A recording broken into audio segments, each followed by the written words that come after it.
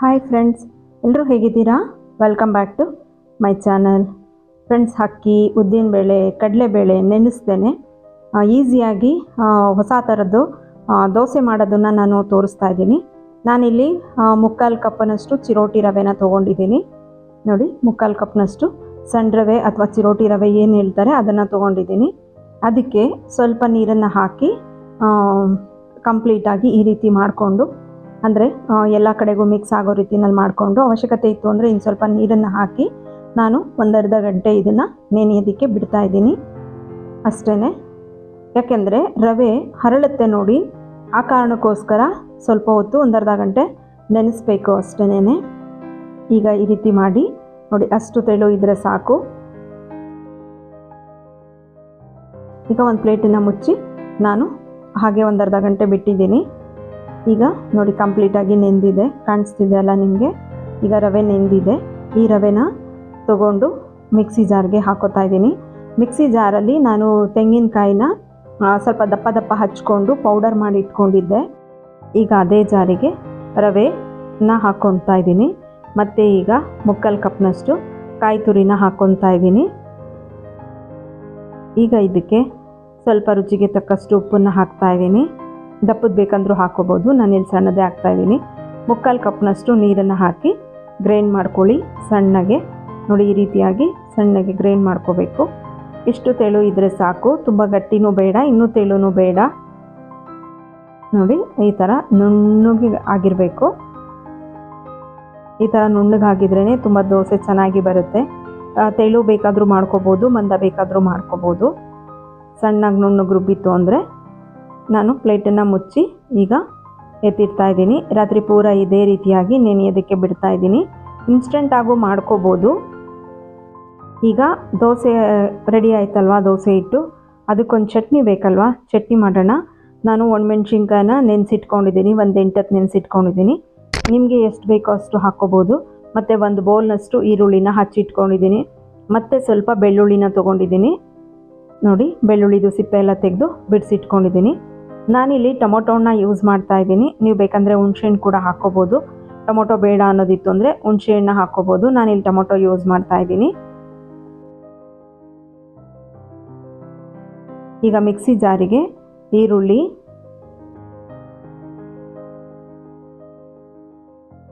ಮತ್ತು ಬೆಳ್ಳುಳ್ಳಿ, ಜಾಸ್ತಿ ಇಂಗ್ರೀಡಿಯೆಂಟ್ಸ್ ಎಲ್ಲ ಬೇಕಾಗಲ್ಲ ಇದಕ್ಕೆ, ಸ್ವಲ್ಪ ಅದರಲ್ಲೇ ಮಾಡ್ಕೋಬೋದು. ತುಂಬ ರುಚಿಯಾದ ಚಟ್ನಿ ರೆಡಿ ಆಗುತ್ತೆ. ನೆನೆಸಿಟ್ಟಿರ್ತಕ್ಕಂಥ ಮೆಣಸಿನ್ಕಾಯಿನೂ ಹಾಕ್ಕೊತಾ ಇದ್ದೀನಿ. ಮತ್ತು ಇದಕ್ಕೆ ಟೊಮೊಟೊ ಹಣ್ಣನ್ನು ಕೂಡ ಹಾಕ್ಕೊತಾ ಇದ್ದೀನಿ. ಈಗ ಮಿಕ್ಸಿ ಜಾರ್ದು ಮುಚ್ಚಳ ಮುಚ್ಚಿ ಸ್ವಲ್ಪ ನೀರೇನು ಹಾಕಲ್ಲ, ಹಾಗೆ ಗ್ರೈಂಡ್ ಮಾಡ್ಕೊತೀನಿ ನಾನು. ಆನಿಯನಲ್ಲೂ ಕೂಡ ನೀರು ಬಿಟ್ಕೊಳುತ್ತಲ್ಲ, ಅದಕ್ಕೆ ನೀರನ್ನು ಹಾಕಿಲ್ಲ ನಾನು. ಬೇಕಂದರೆ ನೀವು ಹಾಕ್ಕೋಬೇಕು ಅನಿಸಿದ್ರೆ ಮಾತ್ರ ಹಾಕ್ಕೊಳ್ಳಿ, ಇಲ್ಲಾಂದರೆ ಬೇಡ. ನೋಡಿ, ಈ ರೀತಿಯಾಗಿ ನುಣ್ಣ ಪೇಸ್ಟ್ ಆಗಿದೆ. ಈಗ ತವಾ ಕಾಯೋದಕ್ಕೆ ಅಂತ ಇಟ್ಟಿದ್ದೀನಿ. ಇದಕ್ಕೆ ಸ್ವಲ್ಪ ನಾನು ಆಯಿಲ್ನ ಹಾಕ್ಕೊತಾ ಇದ್ದೀನಿ. ಇದಕ್ಕೊಂದು ಒಗ್ಗರಣೆ ಮಾಡಿಕೊಂಡ್ರೆ ಭಾಳ ರುಚಿ ಕೊಡುತ್ತೆ. ಹಾಗೇನೂ ತಿನ್ಬೋದು, ಒಗ್ಗರಣೆ ಮಾಡಿದಾಗ ಇನ್ನೂ ಟೇಸ್ಟ್ ಕೊಡುತ್ತೆ. ಸ್ವಲ್ಪ ಸಾಸಿವೆನ ಹಾಕ್ಕೊತಾ ಇದ್ದೀನಿ ನಾನು.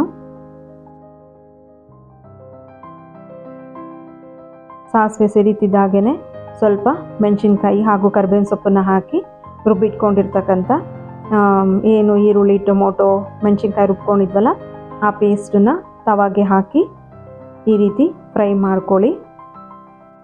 ಈ ರೀತಿಯಾಗಿ ಫ್ರೈ ಮಾಡಿಕೊಂಡ್ರೆ ನೀವು ಒಂದು ವಾರದವರೆಗೂ ಇಟ್ಕೊಂಡು ತಿನ್ಬೋದು.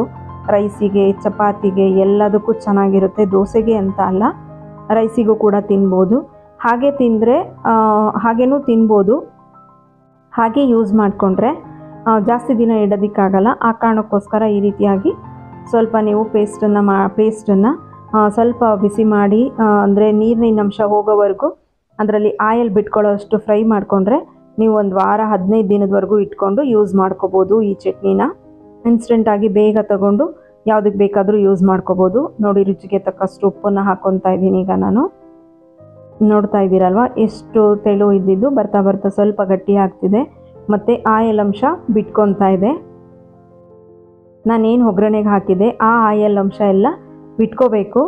ನೋಡಿ, ಈ ರೀತಿಯಾಗಿ ಸ್ವಲ್ಪ ಸ್ವಲ್ಪ ತಿರುಗಿಸ್ಕೊಳ್ಳಿ, ತುಂಬ ಚೆನ್ನಾಗಿ ಬರುತ್ತೆ. ಅಷ್ಟೇ ಟೇಸ್ಟಿ ಕೂಡ ಇರುತ್ತೆ. ನೋಡಿ, ಈ ರೀತಿಯಾಗಿ ಚೆನ್ನಾಗಿ ಫ್ರೈ ಮಾಡ್ಕೊಳ್ಳಿ. ತಳ ಏನು ಹಿಡಿಯಲ್ಲ, ಆದ್ರೂ ಒಂದೊಂದು ಸಲ ತಿರುಗಿಸ್ಕೊಂಡ್ರೆ ಬೆಟರ್ ಅಲ್ವಾ. ಹಾಗಾಗಿ ನಾನು ಪದೇ ಪದೇ ತಿರುಗಿಸ್ಕೊತಾ ಇದ್ದೆ ಈ ರೀತಿಯಾಗಿ. ನೋಡಿ ಎಷ್ಟು ಗಟ್ಟಿ ಆಗ್ತಿದೆ, ಮತ್ತು ಆಯಲ್ಲು ಸೈಡಲ್ಲೆಲ್ಲ ಆಯಲ್ ಬಿಟ್ಕೊತಾ ಇದೆ. ನೋಡಿ ಕಂಪ್ಲೀಟ್ ಇವಾಗ ಸೂಪರಾದ ಚಟ್ನಿ ರೆಡಿಯಾಗಿದೆ. ಎಲ್ಲರೂ ಇಷ್ಟಪಟ್ಟು ತಿಂತಾರೆ, ತುಂಬ ಟೇಸ್ಟ್ ಕೂಡ ಇರುತ್ತೆ. ಬೇಗ ಕೂಡ ಮಾಡ್ಕೋಬೋದು, ಇನ್ಸ್ಟೆಂಟಾಗಿ ಬೇಗ ಮಾಡ್ಕೋಬೋದು, ತುಂಬ ಸಮಯ ತಗೊಳ್ಳಲ್ಲ. ಚಟ್ನಿ ಹಾಗೆ ತಿನ್ನೋದ್ರಿಂದ ಏನು ಸಮಯ ಬೇಕಾಗಲ್ಲ. ಒಗ್ಗರಣೆ ಮಾಡ್ಕೊತೀನಿ ಅಂದರೆ ಮಾತ್ರ ಸಮಯ ಬೇಕಾಗತ್ತೆ. ಮತ್ತು ನಾನು ಎತ್ತಿಟ್ಕೊಳ್ಳೋದಕ್ಕೋಸ್ಕರ ನಾನು ಸ್ವಲ್ಪ ಜಾಸ್ತಿನೇ ಮಾಡ್ಕೊಂಡಿದ್ದೆ, ಹಾಗಾಗಿ ಚೆನ್ನಾಗಿ ಫ್ರೈ ಮಾಡ್ಕೊತಾ ಇದ್ದೆ. ನೋಡಿ ಮಾರನೇ ಬೆಳಗ್ಗೆಗೆ ದೋಸೆ ಹೀಗೆ ಉಬ್ಬಿ ಬಂದಿದೆ. ಎಷ್ಟು ಚೆನ್ನಾಗಿ ಉಬ್ಬಿ ಬಂದಿದೆ ನೋಡಿ, ತುಂಬ ಚೆನ್ನಾಗಿ ಉಬ್ಬಿ ಬಂದಿದೆ. ನೀವು ಬೆಳಗ್ಗೆ ಟೈಮ್ ಬೇಕಂದ್ರೂ ಕೂಡ ಮಾಡ್ಕೋಬೋದು. ಅದಕ್ಕೆ ಸ್ವಲ್ಪ ಮೊಸರು ಹಾಕ್ಕೊಂಡು ರುಬ್ಬಿದರೆ ಇನ್ಸ್ಟೆಂಟಾಗಿ ಮಾಡ್ಕೋಬೋದು. ಮತ್ತು ಈನು ಕೂಡ ಆ್ಯಡ್ ಮಾಡಿದ್ರೆ ಬೆಳಗ್ಗೆನೇ ರುಬ್ಬಿ ಬೆಳಗ್ಗೆನೇ ಮಾಡ್ಬೋದು. ನಾನು ಹಿಂದಿನ ದಿನವೇ ರೆಡಿ ಮಾಡಿ ಇಟ್ಕೊಂಡಿದ್ದೆ. ನೋಡಿ ದೋಸೆ ಎಷ್ಟು ಚೆನ್ನಾಗಿ ಬರ್ತಾ ಇದೆ ಅಂತೇಳಿ. ಅಷ್ಟು ಏನು ಮಂದ ಇರಲಿಲ್ಲ, ತುಂಬ ತೆಳುವಾಗೆ ಬಂದಿತ್ತು ದೋಸೆ ಕೂಡ, ಅಷ್ಟೇ ಟೇಸ್ಟಿಯಾಗಿ ಕೂಡ ಇರುತ್ತೆ. ಯಾವಾಗಲೂ ಒಂದೇ ಥರ ದೋಸೆ ಮಾಡಿ ತಿಂದಿರ್ತೀರ, ಇದು ಡಿಫ್ರೆಂಟ್ ಆಗಿರುತ್ತೆ ದೋಸೆ, ಮತ್ತು ಬೇಗ ಕೂಡ ಮಾಡ್ಕೋಬೋದು. ಕಡಿಮೆ ಸಮಯದಲ್ಲಿ ಮತ್ತು ಕಡಿಮೆ ಸಾಮಗ್ರಿಗಳನ್ನ ಬಳಸಿ ಬೇಗನೆ ಮಾಡ್ಕೋಬೋದು. ಈ ರೀತಿ ದೋಸೆ ಮಾಡಿಕೊಂಡು ಒಂದು ಸಲ ಟೇಸ್ಟ್ ಮಾಡಿ ನೋಡಿ, ಎಲ್ಲರೂ ಇಷ್ಟಪಡ್ತಾರೆ. ಅಕ್ಕಿ ನೆನೆಸಿಲ್ಲ, ಉದ್ದಿನಬೇಳೆ ನೆನೆಸಿಲ್ಲ, ಕಡಲೆಬೇಳೆ ನೆನೆಸಿಲ್ಲ, ಮೆಂತ್ಯ ಹಾಕಿಲ್ಲ ಅಂತ ಯೋಚನೆ ಮಾಡುವಂಥ ಅವಶ್ಯಕತೆ ಇಲ್ಲ. ಫಟಾಫಟ್ ಅಂತೇಳಿ ಆಗೋಗ್ಬಿಡುತ್ತೆ.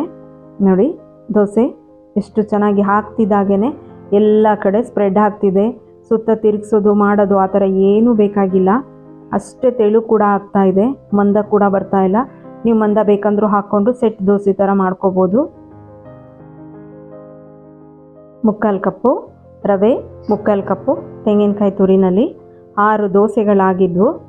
ತುಂಬ ಚೆನ್ನಾಗಿತ್ತು. ಚಟ್ನಿ ಕಾಂಬಿನೇಷನ್ನಲ್ಲಂತೂ ತುಂಬಾ ಟೇಸ್ಟಿಯಾಗಿತ್ತು, ತುಂಬಾ ಚೆನ್ನಾಗಿತ್ತು. ನೋಡಿ ಎಷ್ಟು ಚೆನ್ನಾಗಿರುವಂಥ ದೋಸೆ ರೆಡಿಯಾಗಿದೆ. ಯಾರಿಗೆಲ್ಲ ಈ ದೋಸೆ ಇಷ್ಟ ಆಯಿತು ದಯವಿಟ್ಟು ಲೈಕ್ ಕೊಟ್ಟು ಕಮೆಂಟ್ ಮುಖಾಂತರ ತಿಳಿಸೋದನ್ನು ಮರಿಬೇಡಿ. ಯಾರು ಸಬ್ಸ್ಕ್ರೈಬ್ ಮಾಡ್ಕೊಂಡು ನನ್ನ ವಿಡಿಯೋನ ನೋಡ್ತಾ ಇದ್ದೀರಾ ಎಲ್ರಿಗೂ ಕೂಡ ಧನ್ಯವಾದಗಳು. ಹಾಗೆ ಸಬ್ಸ್ಕ್ರೈಬ್ ಮಾಡದೆ ನೋಡ್ತಾ ಇರೋರು ದಯವಿಟ್ಟು ಸಬ್ಸ್ಕ್ರೈಬ್ ಮಾಡ್ಕೊಂಡು ನೋಡಿ. ನಿಮಗೆ ಯಾವ ಥರದ್ದು ಅಡುಗೆ ಬೇಕು, ಯಾವ ಥರದ್ದು ವಿಡಿಯೋ ಬೇಕು ಅಂತೇಳಿ ಕಮೆಂಟ್ ಮುಖಾಂತರ ತಿಳಿಸೋದನ್ನು ದಯವಿಟ್ಟು ಮರಿಬೇಡಿ. ಚಟ್ನಿ ಹಾಗೂ ದೋಸೆ ಕಾಂಬಿನೇಷನ್ ಸೂಪರ್ ಆಗಿತ್ತು. ನಿಮಗೆ ಇದು ಇಷ್ಟ ಆಯಿತು ಅಂದರೆ ಲೈಕ್ ಕೊಟ್ಟು ಕಮೆಂಟ್ ಕೊಡೋದನ್ನು ಮರಿಬೇಡಿ. Thank you for watching. Bye bye.